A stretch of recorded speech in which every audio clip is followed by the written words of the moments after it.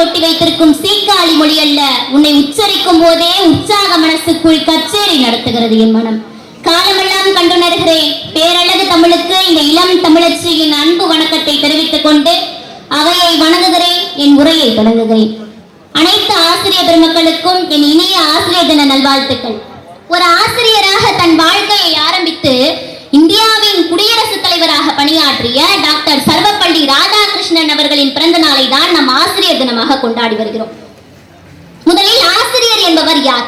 காட்டு மூங்கிலை கூட புல்லாங்குழலாக்கி பாட்டு பாட வைக்கும் இசையமைப்பாளர்கள், மாணவர்களின் வாழ்க்கை எனும் திரைப்படத்தின் தலை சிறந்த இயக்குனர், தகரத்திலே தங்க சிலை செய்யும் சிற்பிகள், பருத்தியிலே பட்டாடை செய்யும் நெசவாளர்கள், சவுக்கு மரமாக பள்ளியில் நடப்பட்டிருந்த மாணவர்களை சந்தன மரமாக மாற்றும் ஆற்றல் படைத்தவர்கள். ஆசிரியர்களின் பெருமைகளை வெறும் வார்த்தைகளால் அடக்க முடியாது. ஆசிரியர்களின் பெருமைகளை வெறும் வார்த்தைகளால் அடக்கிவிட முடியாது. ஆம், கல்லாமை எனும் இருளில் இருந்த மாணவனை கல்வி எனும் வெளிச்சத்திற்கு கொண்டு செல்பவர்கள் ஆசிரியர்கள். ஒரு தேசத்தின் தலைவிதியை வகுப்பறைகள் நிர்ணயிக்கின்றன என்ற பொன்னெழுத்துக்களுக்கு மதிப்பை வழங்கியவர்கள் ஆசிரியர்கள். ஆசிரியர் மாணவர் உறவை பற்றி நன்கு அறிந்த ஐயன் வள்ளுவனார் தனது 395வது குறளிலே உடையார் முன் இல்லார் போல் ஏக்கற்றுங்கற்றார் கடையரை கல்லாதவர் என்று கூறுகிறார். அதாவது ஒரு பணக்காரன் முன்பு ஏழை எவ்வாறு பணிந்து நிற்கிறானோ அது போன்று ஆசிரியர் முன்பு மாணவர் பணிந்து கல்வி கற்க வேண்டும் என்று கூறுகிறார். கண்ணதாசன் ஒரு பாடலிலே மிக அழகாக கூறியிருப்பார், கண்ணதாசன் ஒரு பாடலிலே மிக அழகாக கூறியிருப்பார்,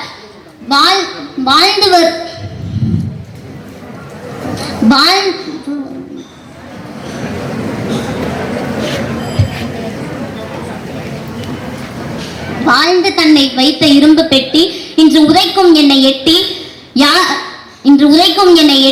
மனிதர் நிலை தாழ்ந்த மனிதர் கூட உடைந்து போன பானை சட்டி யார் உறவு கொள்வார் ஒட்டி என்ற வரிகளுக்கு ஏற்ப இந்த சமூகம் ஒரு மனிதன் தாழ்ந்த நிலைக்கு வந்துவிட்டான் என்றால் அந்த மனிதனை தூக்கி எறிந்து விடுகிறது.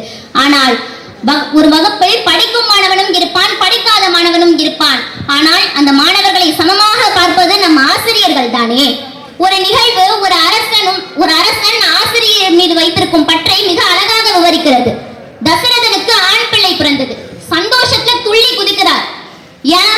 ராமன் பிறந்துட்டாருங்கிறனாலயா? இல்ல, விஸ்வாமித்திரர் போன்ற மிகப்பெரிய ஆசிரியர் வாழ்ந்து கொண்டிருக்கும் இந்த காலத்தில் அவரிடம் படிப்பதற்கு தனக்கு ஒரு மகன் பிறந்துட்டான் அப்படிங்கிறதுல தாங்க அவருக்கு அப்படி ஒரு பெருமை.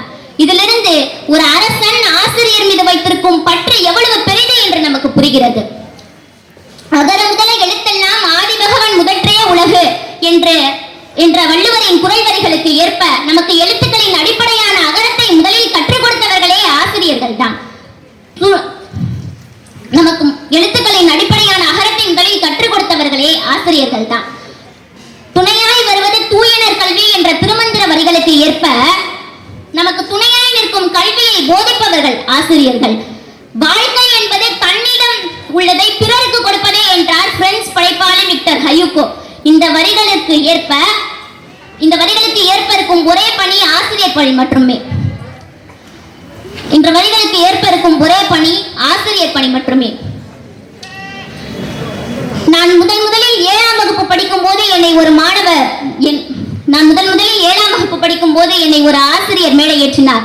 இன்று வரை அவரது கனவை நான் நிறைவாக்கி கொண்டிருக்கின்றேன். அந்த ஆசிரியர் வேறு யாரும் இல்லை, தமிழாசிரியர் மதிப்பிற்குரிய மேகநாதன் ஐயா. அவர்களின் கனவை நான் இன்று வரை நினைவாக்கி கொண்டிருக்கின்றேன் என்று கூறி வாய்ப்பளித்த அனைவருக்கும் நன்றி கூறி விடைபெறுகிறேன். நன்றி, வணக்கம். நன்றி. காட்டு மூங்கிலாய் இருந்த நம்மை புல்லாங்குழலாக்கி பாட்டு பாட வைத்த இசைக்கலைஞர்கள், ஆசிரியர்கள் தொடர்ந்து நிறைய ஆசிரியர்களை பற்றி சொல்லிட்டே போனாங்க. அதில் என்ன நானும் ஒரு காரணமாக இருந்தால் அது மகிழ்ச்சி தான். சாதனாவை தொடர்ந்து நமது பள்ளியின் மாணவி